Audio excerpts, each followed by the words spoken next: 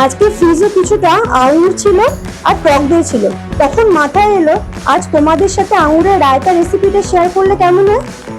এটা কিন্তু খুবই সহজ আর হেলদি রেসিপি। তাহলে চলো রেসিপিটা দেখতে থাকি।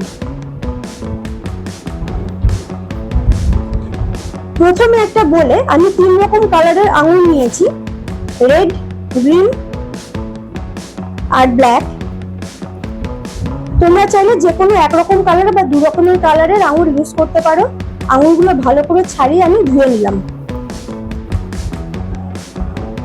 এবার একটা বলে নিচ্ছি টক দই, বেশ খানিকটা টক দই নিচ্ছি। আর এটা কিন্তু টক দই দিয়েই করবে, এটা কিন্তু এখানে কিন্তু মিষ্টি দই ব্যবহার করবে না, কারণ মিষ্টি দই ব্যবহার করলে অত্যাধিক মিষ্টি হয়ে যাবে আর টেস্ট কিন্তু অতটা ভালো হবে না।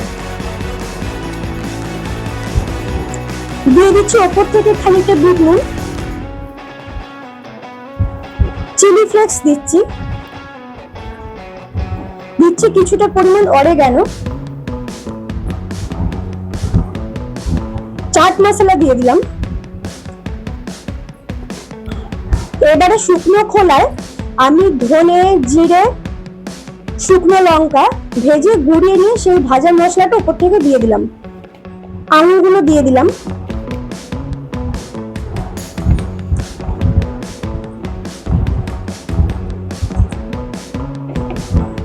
এবারে সবকিছু খুব ভালো করে মিশিয়ে নেব।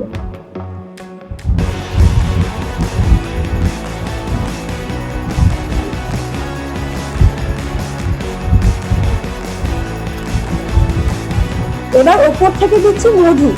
মধু কিন্তু মাস্ট, মধু দিলে টেস্ট কিন্তু খুব বেশি ভালো হবে। আর ওপর থেকে দিয়ে দিচ্ছি আরো কিছু আঙুর সাজানোর জন্য। দেখো দেখতে কত সুন্দর লাগছে। তাহলে আমাদের আঙুরের রায়তা কিন্তু একদম রেডি। এটা ফ্রিজে রেখে খেলে কিন্তু ভীষণ ভালো লাগবে, ঠান্ডা ঠান্ডা দারুণ লাগবে খেতে। আর চাইলে ওপর থেকে একটু চিনি দিতে পারো, আর না চাইলে পুরোটা স্কিপ করতেও পারো চিনিটা। আশা করবো রেসিপিটা তোমাদের ভালো লাগবে।